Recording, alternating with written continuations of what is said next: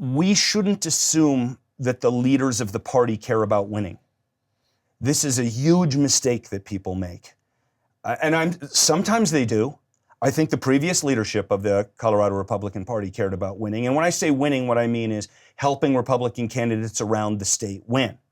This group that's in there now doesn't care. Dave Williams would rather be the king of ashes than the prince of a thriving kingdom of some sort.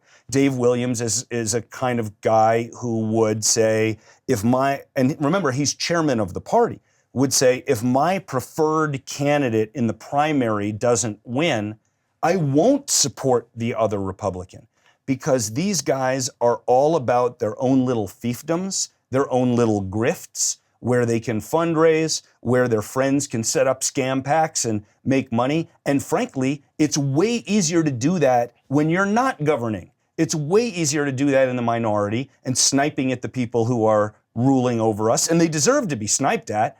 But that whole crew is all about themselves, and winning for other people is secondary if it's on their radar at all.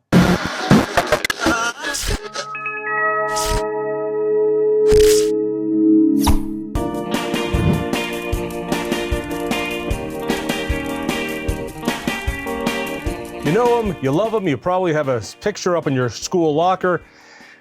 Ross Kaminsky from KOA. But before that, please like and subscribe to this channel. Click on that little bell icon for notifications, and find Devil's Advocate, our podcast, on your favorite platform. So, man, your hair is looking pretty good here lately. It's not quite the Jew fro from when I was a kid, but it's thanks for noticing. I'm guessing a guy with that head wouldn't notice this. You never saw the fro I had. Did you? Oh my God, it was glorious. Yeah, really? we actually called it half-second hair, because I'd move my head, and about a half second later, it would do this. When you were how old? I started losing it in my late 20s. But I got, the woman I married, I tried to push off the wedding. She said, do you want hair in your wedding photos? I was like, oh. I got to see a picture of that one day. I will show it to you. You will laugh. So, as a talk show host, you get these endorsements, like the hair. Like the hair. Yeah. That ain't bad. Yeah, it's not bad. I'm actually very, very diligent about making sure that I'm really endorsing things I truly believe in, and I work with the companies and products you use. Yeah. Which makes me want to ask about the ED ads that you do so often. Hey, you've been doing just a kick-ass job on radio. It's been a lot of fun. Big shoes you fill after Mike Rosen. I can tell you enjoy it, so I don't want to ask you that. I do want to ask you about you have a different take on politics. You're not Team R. You are Team L. You are Team Liberty. And I really enjoy that. So when things come along like God hates flags from the Republican establishment, what do you think about it?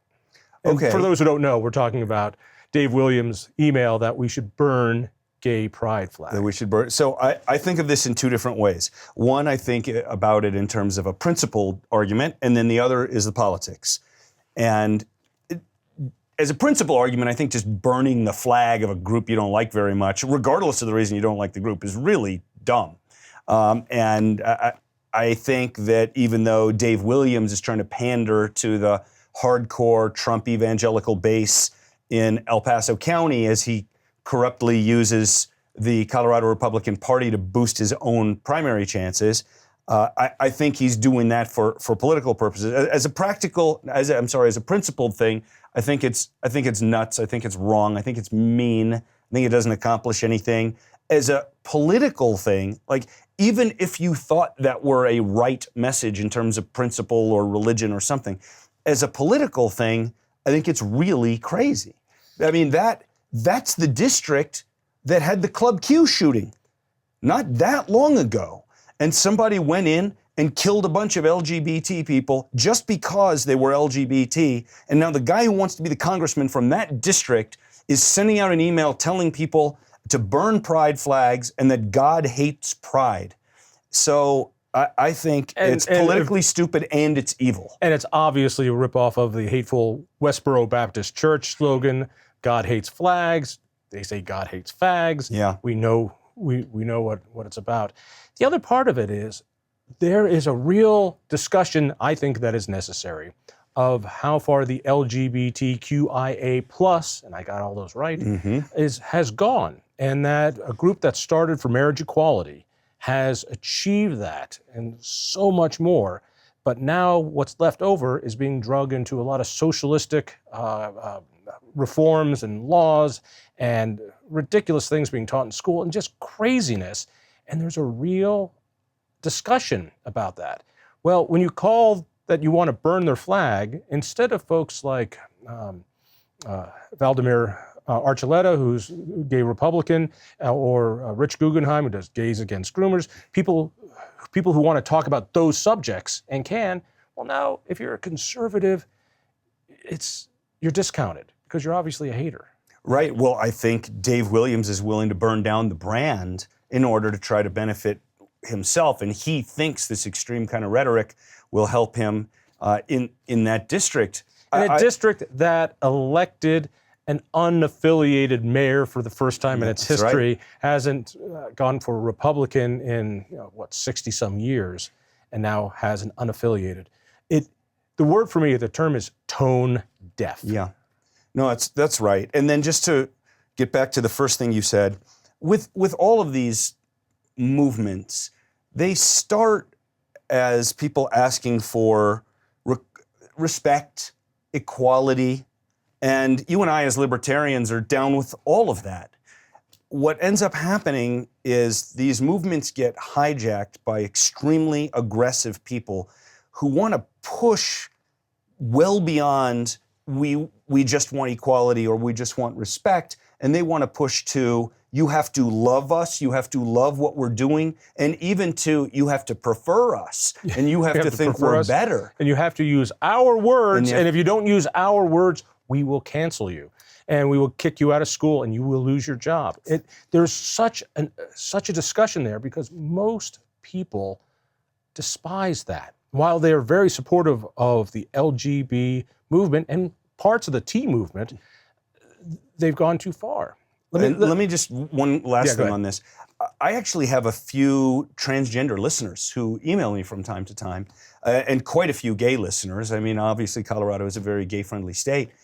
And I have not ever gotten a message from one of them who is supportive of this pushing too far stuff. So I think these people who are pushing too far, and did during the so-called gay rights movement as well, I don't think they represent the LGBT community at large. I've had those callers too, back when I did radio full-time and when I sit in for you, and thank you for that.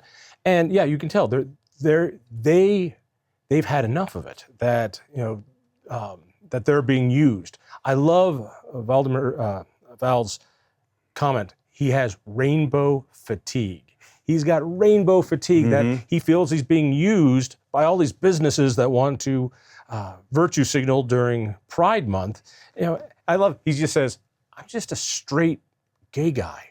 There's no flag for me anymore. Every other fetish has a flag. It's funny.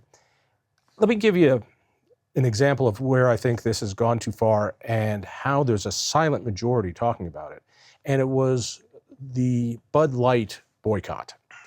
So you're in work, you're in school, you're told what pronouns to use, you're told you have to talk this way, you can't talk that way. And if you do, you lose your job. You lose your education. You get kicked out. You cannot provide for your family. So you're not going to speak up there. And if you do speak up anywhere publicly, even on social media, you'll be called a hater and a racist and a Nazi on the rest. But when Bud Light committed its sin, and its sin was only trying to open up a little market share in a niche, really, when you think about it, here, trans guy, here's some brew. It's not a big sin, but the backlash was a reaction to all this, and they could finally vote anonymously. You're at the supermarket. No, I'm not going to pull Bud Light. I'll just pour some Coors or Modelo or something. And that's how I feel.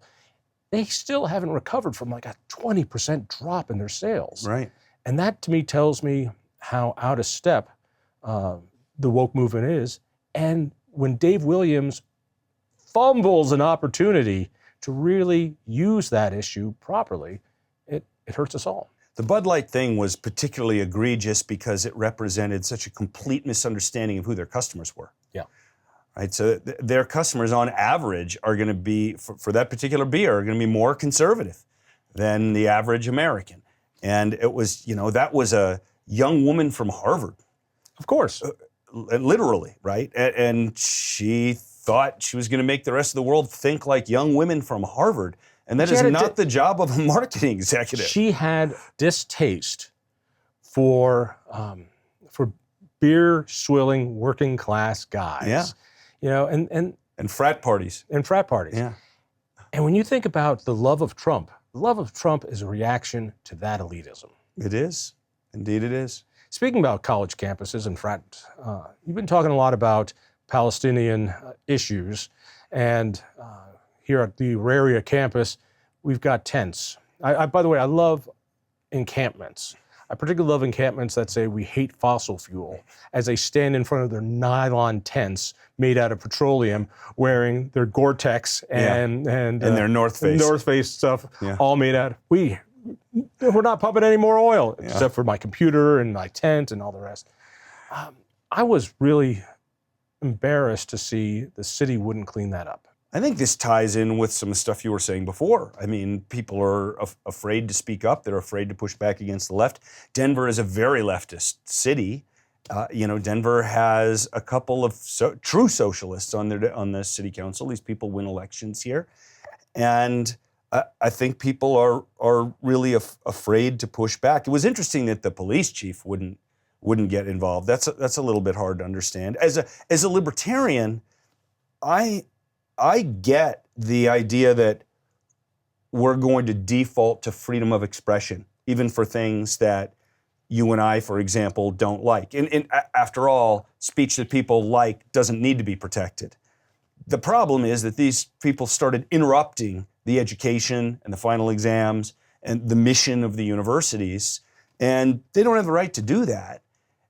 And it was cowardice, and we've seen it around the country. We saw it actually at DU even more recently. They gave an ultimatum and said, you must be out by such and such a time, and then they weren't. And then the DU leadership said, oh, we're so disappointed, we thought we had an agreement. And then they didn't do anything about it, even for days and days and days. And then the people in the camps just ended up leaving, in the camp, as you said, ended up leaving because I guess it was time for summer vacation. Yeah. But there's just got to be... The revolution will wait until after I go back home and take it easy for the summer. The idea that the cops wouldn't do anything about it is terrifying. And you say, yeah, libertarian, we want freedom of speech. So if that was a Trump rally at Auraria, if that was a neo-Nazi rally, if that was a bunch of hardcore Christians doing the same thing, whatever it was, there would be no patience. I think it would be cleaned out. I think if people with swastikas were there, which I'm not too sure if there's much of a difference between the people who were there and the people with swastikas, it would be different. So it's conditional. That's what's so wild. We believe free speech is free speech, and we protect the offensive speech because that's the system. I don't think that exists anymore. Cancel culture proves it's not. I don't know where the ACLU guys are that used to do all that great work. They are hidden. I can't find them.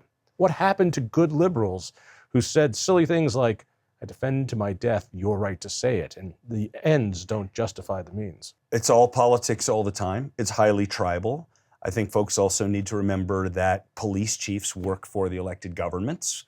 Sheriffs are elected by the people, but police chiefs aren't. And they have one constituent, and that's the mayor. The mayor, right? And in cities, they have one constituent, and that's the city manager. Right. Whereas sheriffs are elected, and everyone's their boss. Right. That's why they're so different. I'm rarely surprised, although I'm still sometimes disappointed, when police chiefs don't do the right thing. What I wonder is, it seems like in a lot of ways, in a lot of places, we've seen peak woke. Like we've seen now MIT and Harvard and I don't know who else saying they're not going to use diversity statements in hiring anymore. And I don't know if you've ever looked at the instructions for a university diversity statement, but it'll make you throw up in your mouth a little bit. And we've seen some rollback of all this stuff. And the question is, in the most liberal places, well, universities are.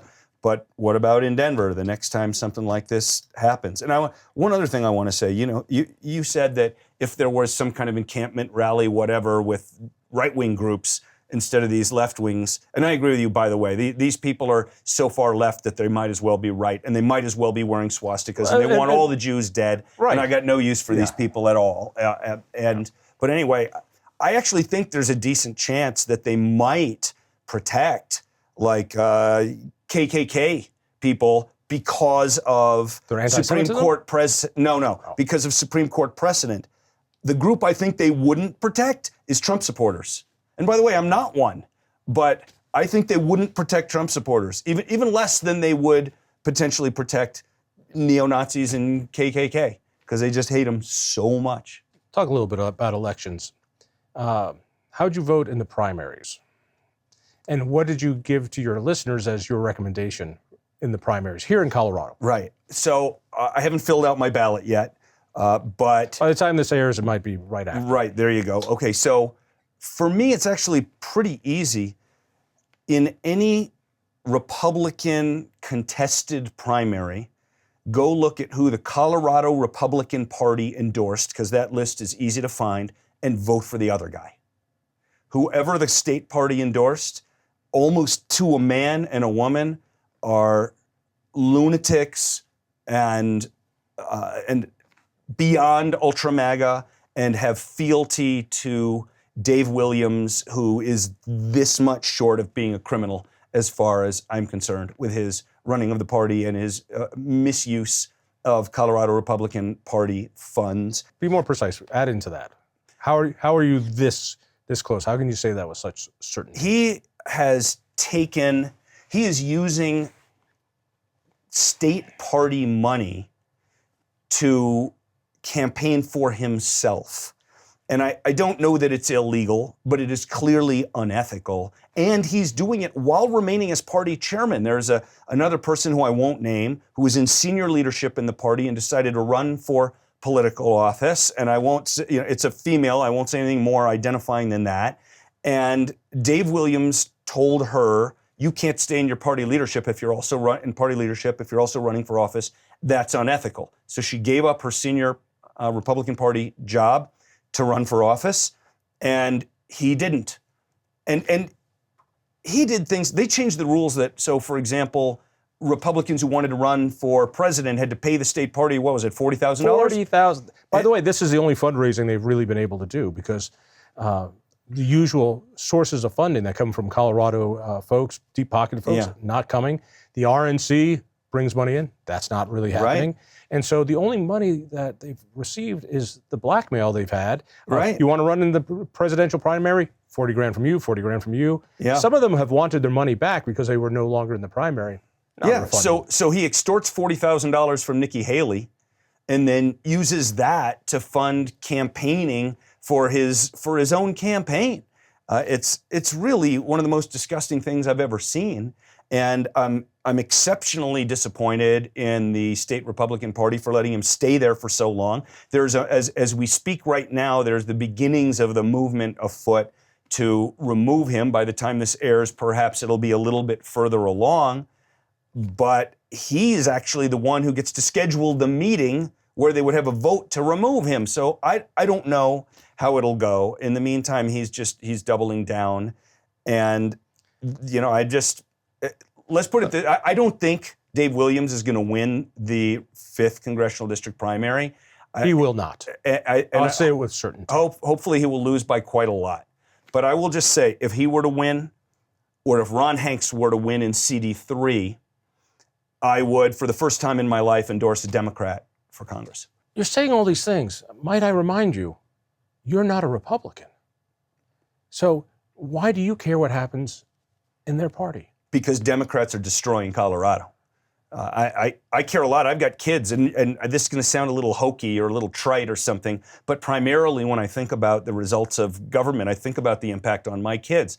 I'm more than halfway through my life, and financially I'm not rich, but I'm not poor. You want to say halfway? You want to bump that up a little bit? Yeah, a little more than half, just a little more. A little more.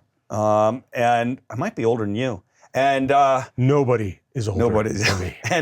and so I really think about this stuff at the federal level, the state level, all of it.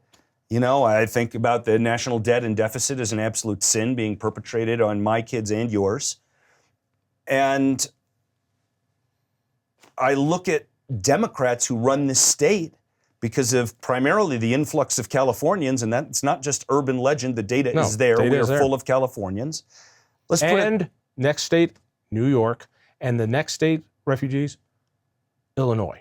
So right. those are the three. I've lived in all three of those states, by the way, Right. and I know what those And- people are like. And the three biggest outgrowth states, Texas, Florida, Tennessee, Arizona. Wyoming. Why, really? Yeah, because they just Because go, yeah. So I find myself in this incredibly scary position where our only real defense against the left is Jared Polis. Is that terrifying or is that terrifying? Because he is by far the most socialistic governor I have ever seen in Colorado. And as I said, I'm very old. He is a remarkable politician. He says one thing and then he does something else. And the media just lets him get away with it over and over, partly because he's so good at the verbal rope-a-dope that they can't keep up with him. Mm-hmm. And by the time you do corner him, he's on to something else. And it's terrifying. And yet, tell me if you agree with this, because you're more in touch with state politics than I am.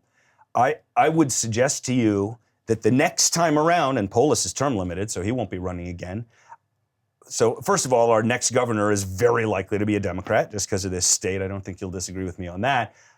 I suspect that the next governor or two that we get will be to the left of Polis.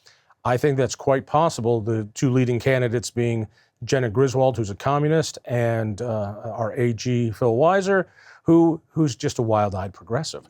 So true, but there's still a lack of leadership from the governor. And when I hear in other states, well, you got a real libertarian governor there. I'm like, nobody in Colorado thinks that. Right. And so check your facts before you do it. Yeah. Let me throw this by. It doesn't matter if Dave Williams gets tossed out. I believe the Republican moniker for the next 6 to 10 years is so damaged in Colorado. Here's the qualifier: in suburban areas where we need to win. Mm-hmm. I'm not talking about out in the hinterlands and rural areas. I'm not talking about the city centers where you'll never get a Republican, but in that swing district of suburban moms, single moms, an R behind your name for the next few years in Colorado might as well be a swastika. I say this because, again, this election, what is that R? It's Donald Trump.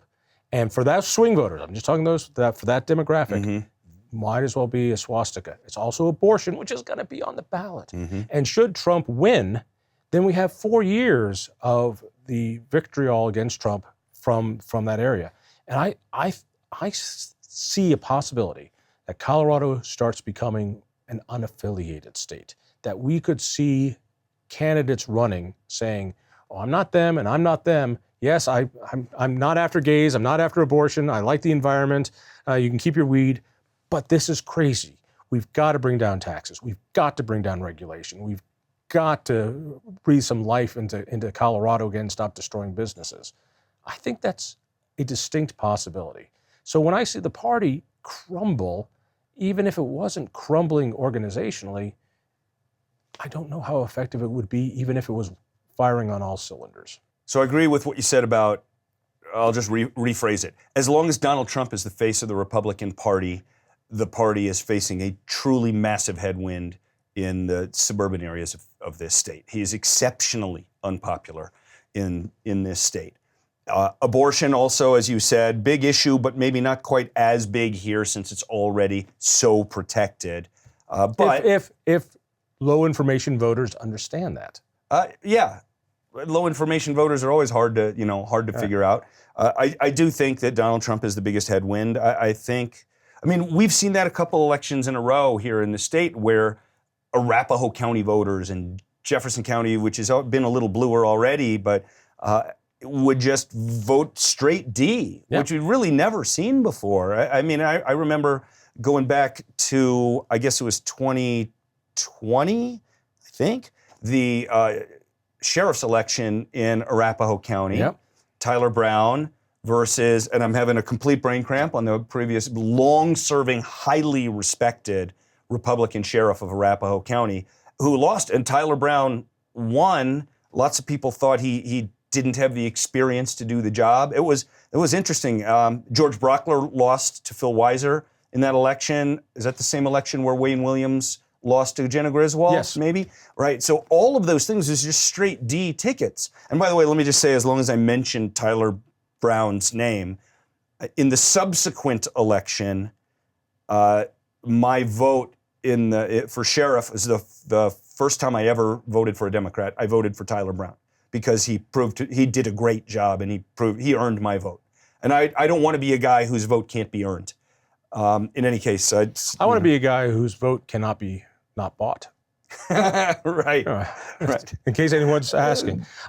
Last thing on this, or last if you want it to be last, just because the state party sucks doesn't mean Republicans can't win races. Good candidates can still win races. And as I've said on the show, nobody should give a penny to the state party. But that doesn't mean you shouldn't give a penny to the candidate or to a PAC supporting a candidate or to the county party, just not the state party. There are Republicans who can win and deserve to win. And the other thing that I want to say to moderate voters, to independent voters, is do you really want this kind of one-party domination of this state? They already have a majority in the state house where they can override the rare veto by Jared Polis of the stuff that even Polis thinks is too far left. They're, I think, one vote away, maybe it's one vote away in the Senate from being able to have that too. And so I would just urge moderates to consider voting for Republicans in the state Senate in this election, if nothing else. I couldn't agree with you more. But I see the destruction of the party as a good thing. I know that sounds weird. And so many people are saying, the party, we can do that. No, the party is over. Now we can rebuild something with the Republican moniker. We might have to rebuild a different system.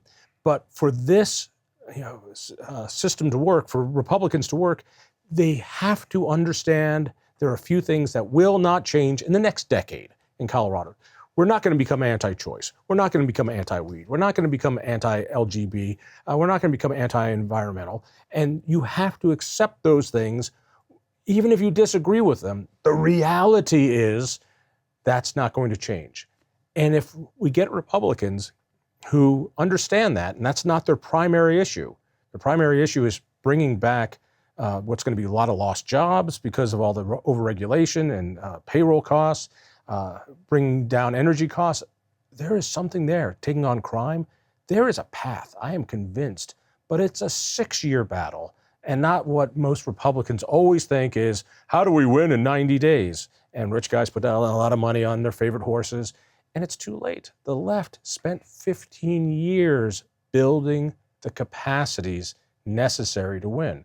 The door knocking, the vote harvesting, the registration, the lines of communication, actually people talking, recruiting. And that's long, awful, boring as hell work and very expensive. So 2 things I'll say. First, the idea that it's a good thing that the party is crumbling. I mean, you're talking to a guy whose son's middle name is Rand. Yeah. So I live in this world where things need to get much, much worse than anybody expects before they ever start getting better. So I agree with you. And I'm not a Republican, and I haven't been a Republican for a long time. And going back to what I said before, the only reason I give a rat's you-know-what about the Republican Party is to stop Democrats. And I'm not going to get to your thing about third-party and independent stuff right now. But let's see, what was the other thing you just mentioned that I wanted to respond to? Well, it's a good thing because it needs to happen in order to rebuild this. This is going to have to happen, and those 4 things aren't going to change. Oh, right. Okay. Sorry, brain cramp, but now I got it back. We shouldn't assume that the leaders of the party care about winning. This is a huge mistake that people make, and sometimes they do. I think the previous leadership of the Colorado Republican Party cared about winning. And when I say winning, what I mean is helping Republican candidates around the state win.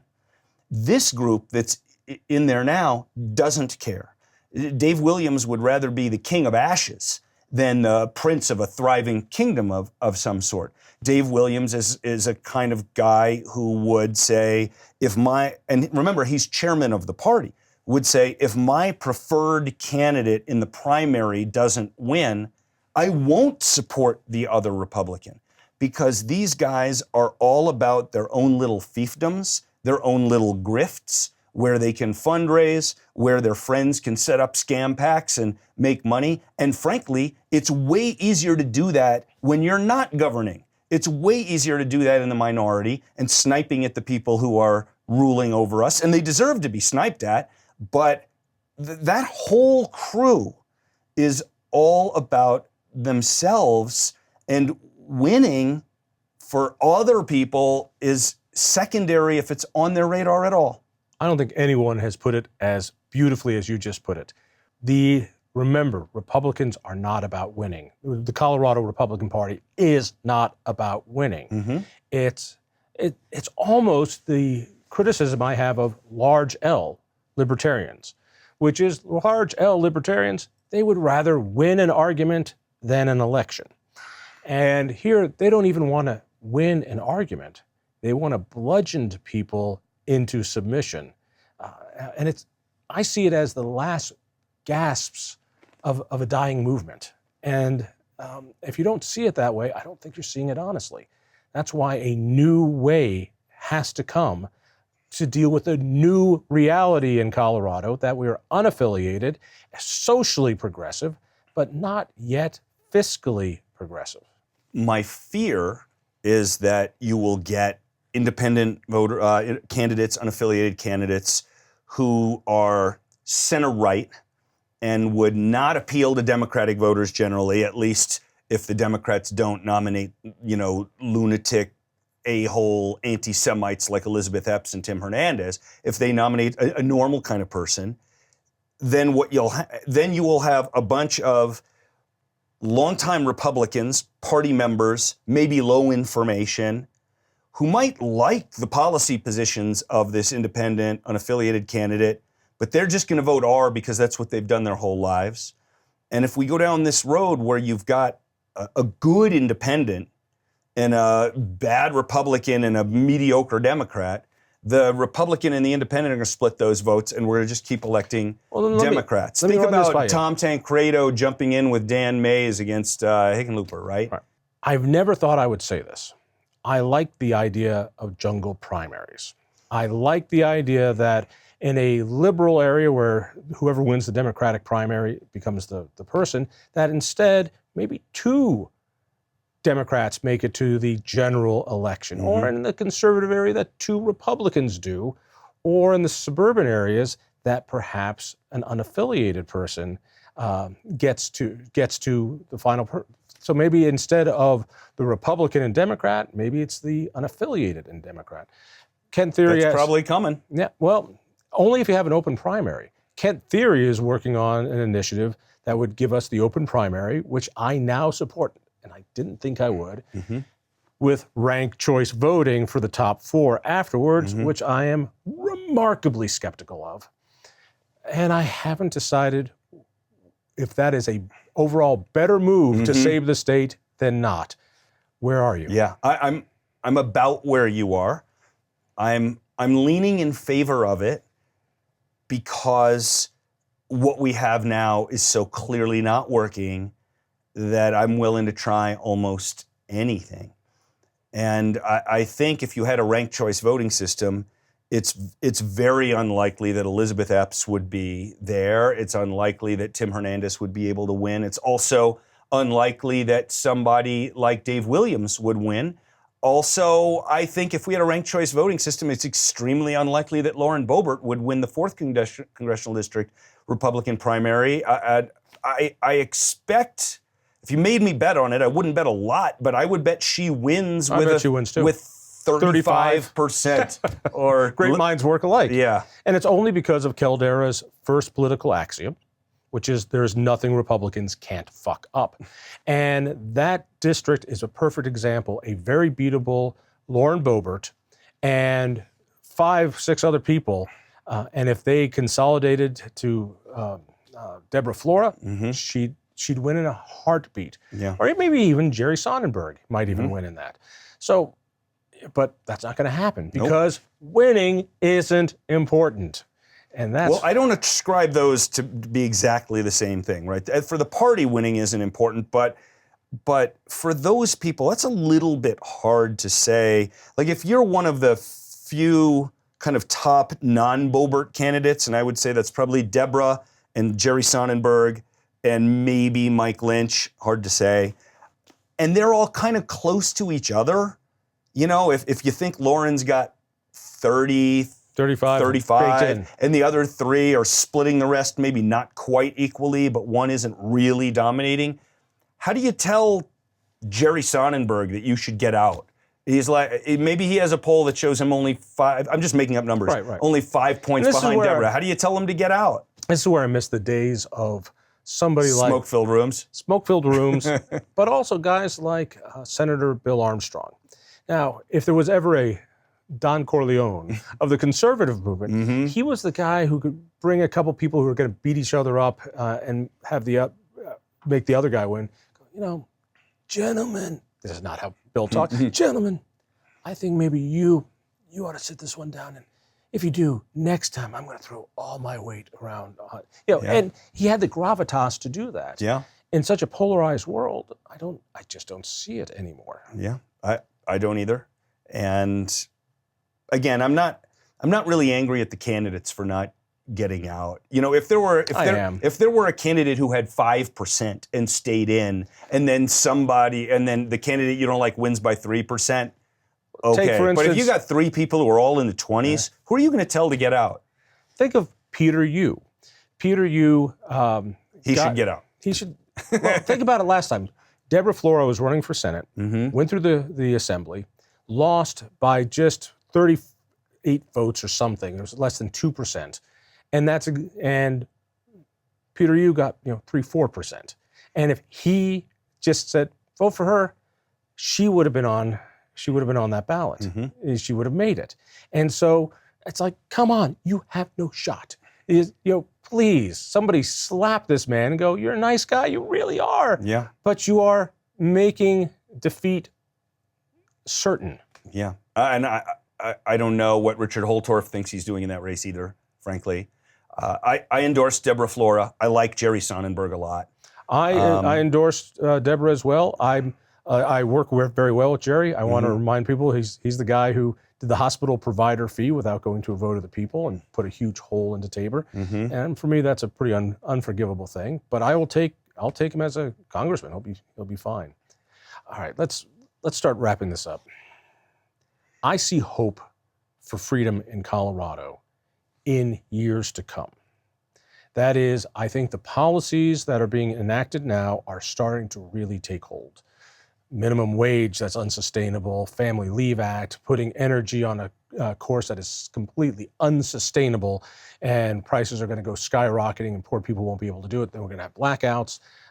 These things are happening. Colorado always has some of the highest inflation numbers because of this. Those things are going to ramp up. At the same time, the infighting in the Democratic Party makes Republicans look like a happy family. Doesn't get reported on. I really think that there's a possibility for a huge rebound in Colorado, but it's going to be 6 years from now. My fear when is those things happen and bad things start to come of the Democratic policies, do you think that the average Colorado voter will recognize that they are a result of the Democratic policies and look for less regulation and more freedom? Or do you think they will look to government for more government solutions? That's my fear. That's a great point. I'll amplify it. The communist movement was much more close to success than we realized in the 1930s when there was this economic collapse, because people were like, get those rich guys, spread it all out, and they wanted something quick. But fortunately, the culture was not there. Movies were still about individual freedom. Newspapers were owned by capitalists. The culture wasn't there. Now, when the next economic collapse happens, and it will, and I don't know if it's in 2 years or in 20 years, everyone's been indoctrinated through media, through entertainment, through education, that socialism is the answer. So maybe they do grab it. Part of me thinks, though, they've got to look around. You cannot blame any of this on Republicans. This is what the media refuses to look at. Yeah, we'll take pot shots at Dave Williams, and he deserves it, but it doesn't matter. It doesn't matter if all the Republicans go crazy. They're just toddlers having a tantrum. Mm-hmm. They have no power. Who cares? They should have no media coverage because they don't matter. Does infighting in the Libertarian Party make it to the front page of the papers? No, because they don't matter. Neither does this. The real fight is inside the Democratic Party, and they're starting to cannibalize one another. And that, I also think, is going to help us. I hope so. But let me ask you a different version of the same question, because it's a very good talk show hosty of you. Because it's on my mind too. And you and I are not that far apart in age. And so let's say I waved a magic wand and you had enough money where you would feel comfortable retiring. And let's say you wanted to retire. I mean, I'm not saying you do. I know you love your job here, and I would too. It's a cool job. But you had enough money to retire. Would you retire in Colorado? The answer to all questions is it depends. If I know my money's secure, and I own the property, and I don't have to, maybe. And also, I'm in a different situation. I have a special needs son who needs certain services and is part of a different community, and so there's a real anchor there. Mm-hmm. And also, Colorado is by far the most beautiful place on the planet. And why? Were you born here? Almost. Yeah. I got here when I was like 6 or 7. I know nothing else. Mm-hmm. But why the communists always come to pretty places? They go take over Texas. Go have Florida. But no, it's the other way around. And those are. But absolutely, I think about it every time. Everybody has a dream of their exit plan from Colorado.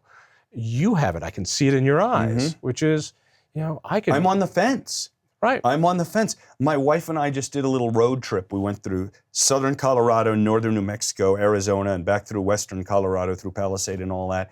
And part of what's in our brains, I'm not that close to retirement, but is, do we want to stay in this state? And I hate the politics of this state, and I love everything else about it. So Am I going to let politics drive me out? Probably not. I'm probably 60% plus to stay in Colorado. But until a few years ago, I would have told you I was 90% plus to stay in Colorado. Let me put it differently. You're young Ross, and you're thinking about your business, which could be moved because you're a tech entrepreneur, a biotech entrepreneur, or you've got something you can move to a state that has no income tax, none of the regulations, has cheap energy because you want to put in your Bitcoin farming apparatus. Do you stay here? Absolutely not. Absolutely not. Easy decision. That's an easy decision. And that's what's going to hurt Colorado, is that we are in a competitive world. And what took California 80 years of slow regulatory burdens and taxes to get to where they are now, we've done in 10. And that is why I think there's a good chance for a rebound, because we tried to boil the frog quickly. And I think people will remember, it wasn't this way 10 years ago. Mm-hmm. Businesses were coming here. So I think so. Let me ask, I guess, final question. You mentioned your wife and you were looking around. So she talk about me a lot? Only in her sleep. Okay, that's good. It's disconcerting. I've been trying for 20 years. I think I finally am wearing her down. Folks, this is an ongoing thing between me and John and my wife, literally for 20 years. I want to make it clear that I've been hitting on your wife for 20 years. Mm-hmm. When I was married, you never hit on my wife, and now we're divorced. Thank you so much for that. Hey, Ross, you do incredible work, and I'm really glad your voice is out there. It's truly important. People ought to be tuning in every day, 9 to noon on KOA. Thanks, man. Proud to call you a friend. Me too. If you enjoyed that conversation, by all means, click one of these other great programs. We have the best conversations with the most fascinating Coloradans. And subscribe to our channel. Just click down below and hit that little bell button too. You don't want to miss a single show.